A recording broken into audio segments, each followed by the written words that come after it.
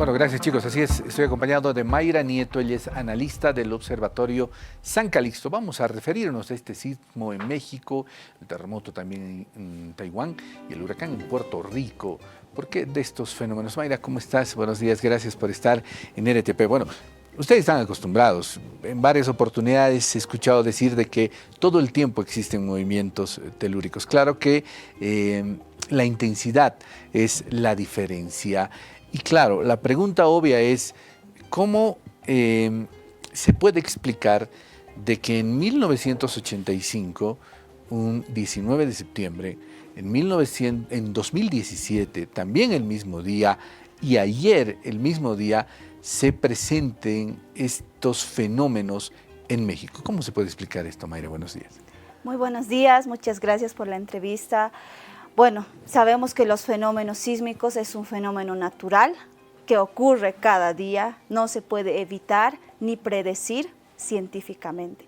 Y bueno, el día de ayer, el 19 de septiembre, parece un día curioso, porque parece ser el cumpleaños de estos sismos, ¿no? En 1985, 2017 y el día de ayer, ¿no?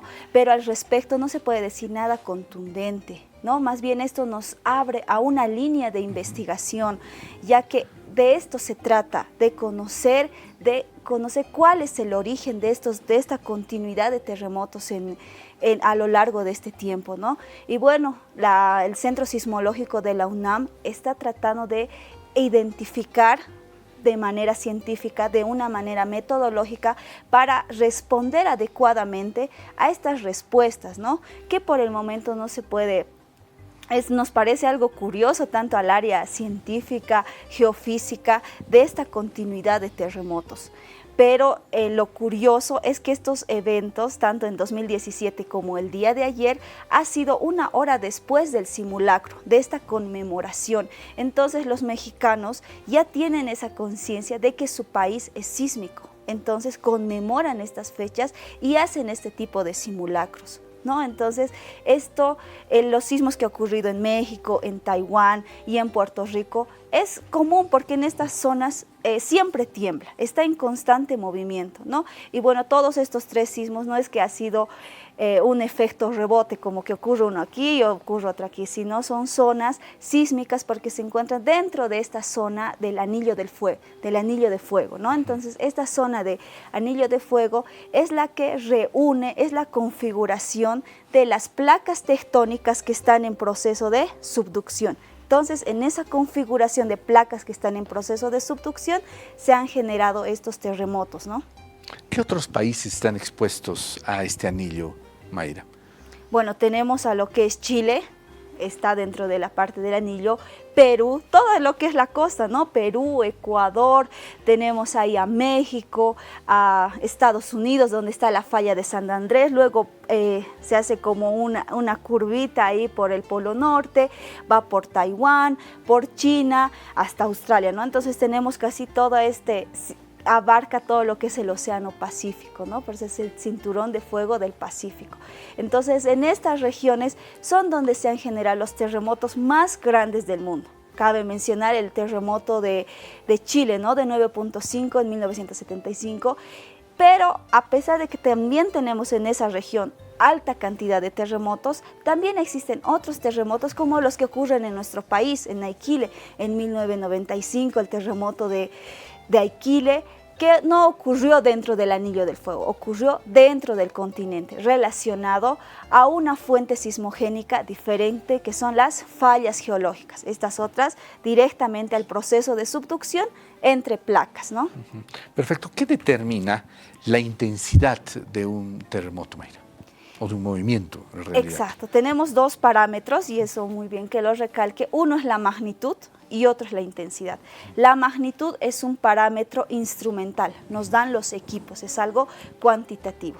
Y la intensidad es otro parámetro para medir el tamaño de un terremoto y eso está más relacionado a los efectos del sismo, es decir, cómo está el tipo de construcción, qué grado de calidad, se ha respetado las normas sismorresistentes, si está construida en zonas donde el suelo sea estable, ya que en Taiwán ha ocurrido un deslizamiento tras el terremoto y varias casas estaban alrededor de los ríos. Entonces la vulnerabilidad se expone más, familiar, institucional y a nivel nacional, ¿no? Entonces tenemos que respetar este plan de emergencia y realizarlo antes del terremoto.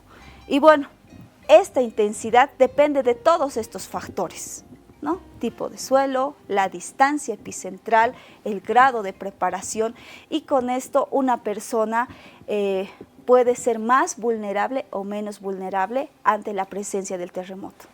Ahora, seguramente ya en estos países que tienen esta historia de terremotos, las edificaciones tienen un procedimiento especial, ¿no? Se habla bastante, por ejemplo, y hoy también en nuestro país se habla de edificaciones antisísmicas. ¿Tú conoces, Mayra, qué características deben tener estas estructuras antisísmicas? Hay dos términos, ¿no? Antisísmico es que nunca va a afectarle el sismo, ¿no? Y otro término es sismo resistente, que aunque que pasa el terremoto, pero la estructura va a resistir, ¿no? Entonces, las normas que se usan son sismos resistentes, ¿no? Y en Bolivia tenemos ya el año 2020 que se ha presentado la guía sismo resistente de Bolivia, y puedo hablar de esta guía. Entonces, esta guía sismo resistente boliviana, que no es tan diferente a las otras que hay en otros países, lo que varía son los valores los factores de aceptabilidad, ¿no? Para Chile estos factores serán más altos, porque ellos constantemente están temblando y tienen terremotos que están por la costa, justo en el anillo de fuego, que afectan más, ¿no? Entonces, para Bolivia nuestros valores están relacionados al mapa probabilístico, a los valores de aceleración. ¿Cuánta aceleración puede resistir nuestras estructuras, ¿no? Este grado de la frecuencia fundamental, de los factores que influyen para que la estructura resista, ¿no? En Bolivia, según la historia, según los datos que se tienen, ¿cuál ha sido el terremoto más fuerte? Seguramente por la generación que nosotros tenemos, recordamos el terremoto de Aiquile, pero ¿ha existido algún otro antes, Mayra? Claro, el catálogo sísmico que tiene el Observatorio San Calixto es desde 1650. Empezamos con el terremoto de Sucre, este terremoto destructor de 6.8, igual, que ha causado destrucción en todo lo que es ahora la capital de Sucre. Posteriormente tenemos otro terremoto en Consata Mapiri, que es al norte de La Paz, que tal vez ahora no está temblando, pero en su historia ha tenido destrucciones al norte de La Paz. También tenemos terremotos en Postrer Valle, en Santa Cruz, que igual ha causado terremotos en 1957. Y así tenemos una data larga de historia que nos muestran que Bolivia, nuestro país, tiene historia sísmica. Y si bien en los últimos 50, 25 años que es del terremoto de Aiquile no ha ocurrido un evento destructor, tenemos esa historia que ha ocurrido en un pasado y que puede volver a ocurrir. Es por eso que se llama a la población, a la concientización en el tema de dos factores, para reducir este contexto de riesgo, porque es un riesgo. La amenaza es el sismo, constantemente tenemos la amenaza. Y el otro factor en este escenario de riesgo es la vulnerabilidad. Y para reducir el riesgo tenemos que trabajar desde la vulnerabilidad, ya que la amenaza es algo latente, ¿no? Entonces la vulnerabilidad se trabaja desde la preparación de las personas, de la población, desde la familia, desde la institución y desde el respeto a las normas de construcción, ¿no? Por eso es que nos piden estos informes geológicos, geotécnicos, para que no nos pase en Taiwán y que nuestra edificación es de sobre un deslizamiento. Y la causa no ha sido de esas casas destruidas el sismo como tal, sino los efectos secundarios que ha sido el terremoto. Ahora, Mayra, ya para terminar, me ha llamado mucho la atención un video que entiendo se ha viralizado en las redes, que minutos antes, segundos antes del terremoto en Taiwán, los peces tienen un comportamiento atractivo, o sea, diferente, empiezan a saltar, a moverse. ¿Tú conoces a qué se debe esto?